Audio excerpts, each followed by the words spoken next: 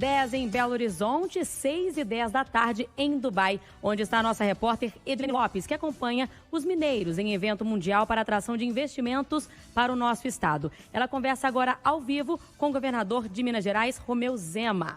Bom dia, Edilene.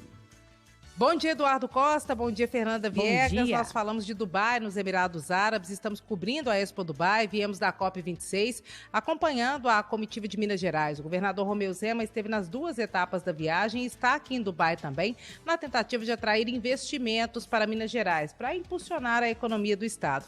Governador, bom dia. Hoje é a estreia do Eduardo Costa nesse horário, que é o horário do Rádio Vivo, e essa entrevista exclusiva com o senhor também faz parte desse momento. Bom dia e muito obrigada pela entrevista, viu? Bom dia, Edilene. Bom dia, o Eduardo, que está longe aqui de nós, a Fernanda também e a todos que estão nos escutando. Governador, ao longo dessa missão internacional, que é a maior do governo do senhor, o que o governo do estado conseguiu atrair de investimento e quais são as perspectivas?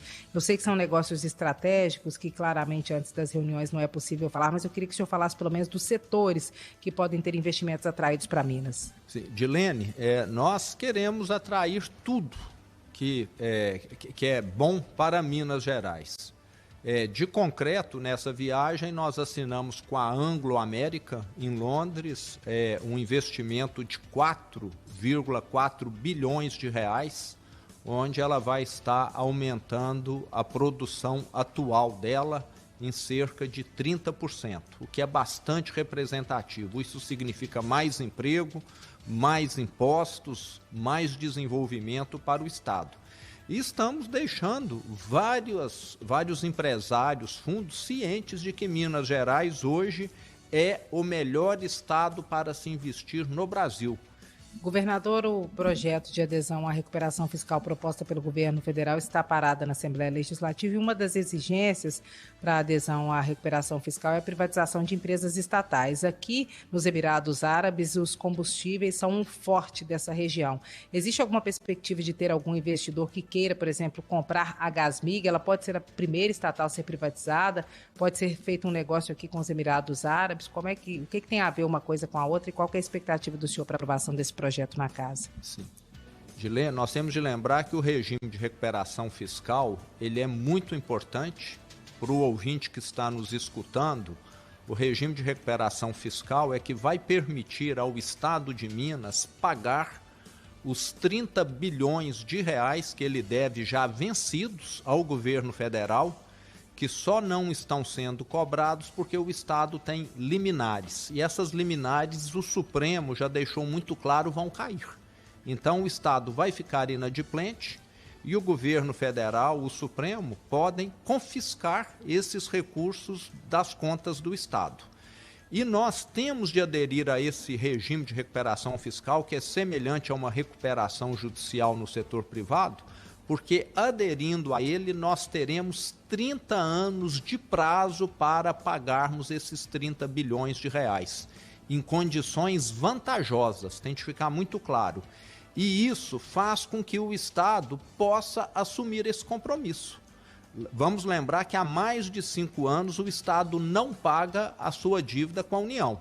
No meu governo, nós voltamos a pagar regularmente para as prefeituras, para os hospitais, conseguimos em agosto voltar a pagar a folha de pagamento em dia, vamos pagar o 13º em dia, fizemos há 3 semanas atrás um acordo que vamos pagar os recursos da saúde que também não estavam sendo repassados para as cidades, e tudo isso, Edilene, pode ser julgado fora se nós não tivermos esse regime de recuperação fiscal votado, aprovado, e o governo federal confiscar os recursos do estado.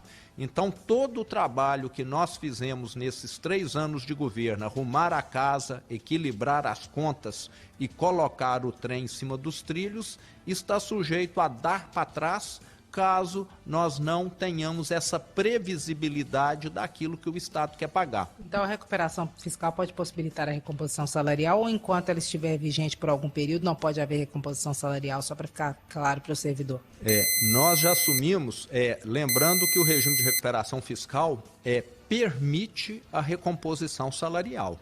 Nós, quando aderimos ao regime de recuperação fiscal, nós teremos essa previsibilidade e ela, Edilene, exige um gasto máximo.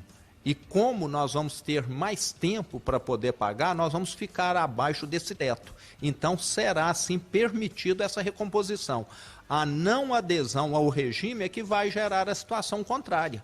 O Estado vai ter de pagar um absurdo, um valor que ele não está preparado e, consequentemente, vai ficar com as contas estouradas. Então, o regime é que vai permitir esse pagamento em 30 anos e essa recomposição salarial. Então não pode aumento e pode recomposição salarial, só para ficar claro. Sim, exatamente. A recomposição salarial é permitido, desde que nós estejamos dentro do limite e nós ficaremos. Isso é que é importante frisar. E das estatais que podem ser as primeiras a serem privatizadas, Gasmig e Codemig estão nessa lista, porque o presidente da Gasmig disse que ela está prontinha para ser privatizada e os Emirados Árabes têm interesse nesse tipo de negócio, né?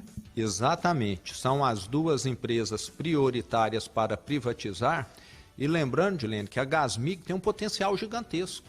Parece que tem um projeto de suplementação orçamentária na Assembleia Legislativa para créditos que devem ser usados para fazer repasses para prefeituras. O senhor colocou regime de urgência na recuperação fiscal. Sim. Se a recuperação não for aprovada, esses repasses aos municípios correm o risco de serem atrasados porque a suplementação não vai ser votada? Correm sim, Edilene. Vale lembrar que é uma questão de trâmite da Assembleia, né? Eu solicito aos caríssimos deputados que votem isso quanto antes. Os municípios não podem ser prejudicados porque a Assembleia Legislativa não está pautando um ato tão importante como esse. Está lá na mão do Legislativo para que os municípios não sejam prejudicados. O Estado tem um recurso, quer fazer o repasse para os municípios. Se eu fosse deputado, eu estaria brigando para votar isso.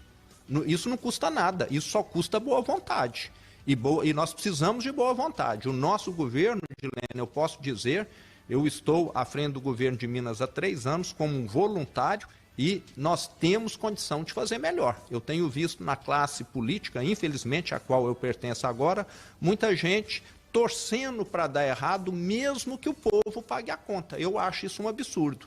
Eu não olho quem está propondo as coisas, eu olho se a proposta é boa ou ruim. Então, acho que nós temos de ter essa hombridade de termos essa visão. Se é bom para os 853 municípios, por que não foi votado ainda? Peça o seu pessoal que está lá em Belo Horizonte para ir atrás e saber. Na minha opinião, tem de ser votado e urgente. Que prefeito que não precisa de recurso hoje, depois de uma pandemia, com rua esburacada, com uma série de problemas, todos eles precisam. E alguns deputados ou alguma pessoa dentro da Assembleia que tem poder, acho que não vou votar isso aqui. Na minha opinião, isso é um desacato ao povo mineiro.